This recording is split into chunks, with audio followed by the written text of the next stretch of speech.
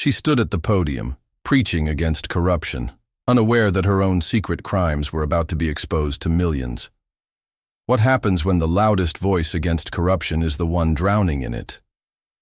The room was electric, the air thick with anticipation. Victoria Halston stood at the mahogany podium, her smile as polished as her reputation. The cameras flashed, capturing every angle of the woman who had built her career on moral superiority.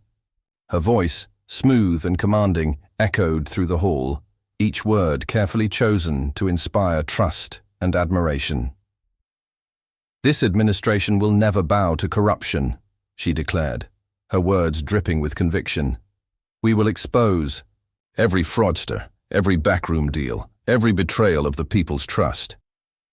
The crowd erupted in applause. Journalists scribbled furiously, supporters cheered, and political insiders nodded in approval. This was Victoria at her best, confident, untouchable, righteous. She had spent years crafting this image, and it had paid off. Her approval ratings were soaring, and her opponents were scrambling to keep up. But outside the building, a storm was brewing. A storm that would threaten to dismantle everything she had built. Across town, in a dimly lit newsroom, Pam Bondi sat surrounded by a mountain of documents. The papers told a story far removed from the one Victoria had just sold to the world. Bank transactions, wire transfers, encrypted emails, all laid bare the truth in black and white. Millions of dollars had moved through a labyrinth of shell companies, disguised as non-profit donations. The final destination: Victoria's personal accounts, luxury properties, and overseas investments. Pam exhaled slowly, her fingers tracing the edges of the damning evidence. She had seen political scandals before, but this was different. This wasn't just a case of mismanagement or a few questionable decisions. This was a calculated, systematic abuse of power. "This isn't just a scandal," she murmured to herself, flipping through the pages. "This is political suicide." She reached for her phone, her mind already racing. It was time to go public. Victoria had built her empire on outrage. She was the voice of the people, the single mother who had clawed her way to the top, the fighter, who promised to dismantle a system rigged for the wealthy. Her speeches were fiery, her promises bold. She had won her last election in a landslide, fueled by grassroots donations from supporters who saw her as a beacon of hope. But behind closed doors, the truth was far uglier. Emails buried deep within. Encrypted servers revealed conversations with high-profile donors, some with ties to foreign entities. Promises were made, deals struck, favors exchanged. Victoria wasn't dismantling corruption. She was swimming in it. The very system she claimed to fight had become her playground, and she had played the game better than most. And now it was all about to come crashing down. Pam Bondi wasn't working alone. A whistleblower, a former staffer whose identity remained hidden for safety, had spent months gathering evidence. Documents, phone recordings, hidden emails, all pointing to a system so deeply entrenched in fraud that it made previous political scandals look like minor infractions. One email stood out above the rest. "We need to move the funds discreetly. I don't want this traced back to the campaign. Keep everything under the non-profit's umbrella. It worked last time." Victoria's name was signed at the bottom. It was undeniable.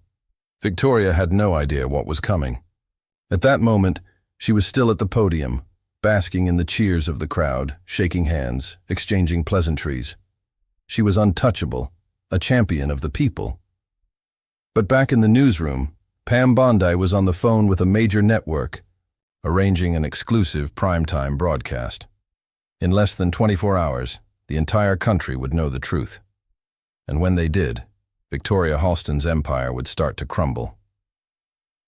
Pam Bondi sat in the brightly lit newsroom, a microphone clipped to her blazer. Stacks of incriminating documents were spread before her, each one a piece of the puzzle that would bring down one of the most powerful women in politics.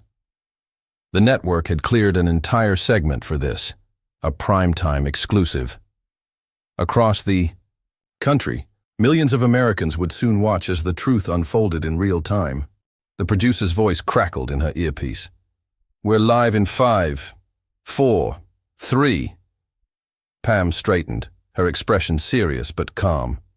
She had done this countless times before, but tonight felt different. Tonight, she wasn't just reporting the news. She was making it. "Good evening," she began, her voice steady. "What I have in my hands tonight is not just another political scandal. It's a betrayal of public trust at the highest level." She held up the first document to the camera. The logo of a non-profit organization, one Victoria Halston had personally championed, was stamped across the top. Congresswoman Halston has spent years positioning herself as an enemy of corruption, a fighter for the people. But leaked documents from an anonymous insider tell a much different story. The screen behind her lit up with wire transfers, offshore accounts, and encrypted emails. The numbers didn't lie. Millions had been funneled into personal accounts, disguised as donations for social justice initiatives. Pam let the weight of her words settle before delivering the final blow. Not only has Congresswoman Halston misused campaign funds, but sources indicate she also has direct financial ties to foreign donors, some with questionable agendas. The newsroom fell silent. The weight of the accusation was staggering. Across the country, social media exploded. The moment the broadcast ended, panic set in at Victoria Halston's campaign headquarters. Staffers who had been celebrating her earlier rally now stared at their screens in disbelief. Phones rang nonstop, text messages flooded in, and news anchors dissected every detail of the report. In her private office, Victoria stood frozen, her eyes locked on the screen. She had always known she walked a fine line, that the deals she made came with risks. But she never expected this level of exposure. Her chief of staff, Noah Brennan, burst through the door, his face pale. "We need a response. Now." Victoria snapped out of her daze.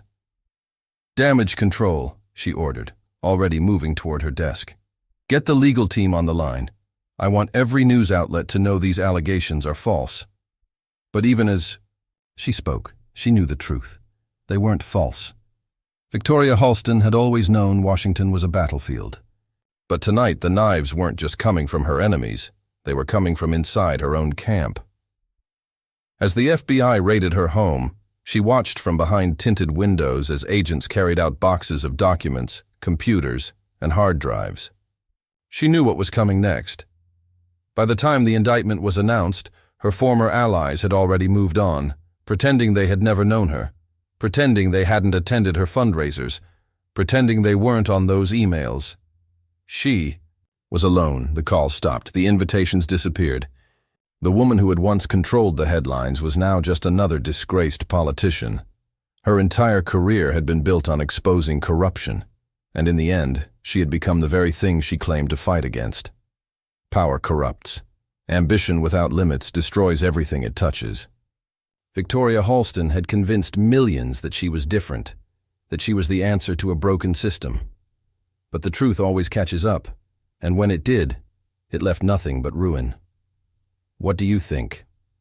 Should corrupt politicians be held to the same standard as the people they claim to represent? Let me know in the comments, and don't forget to subscribe for more.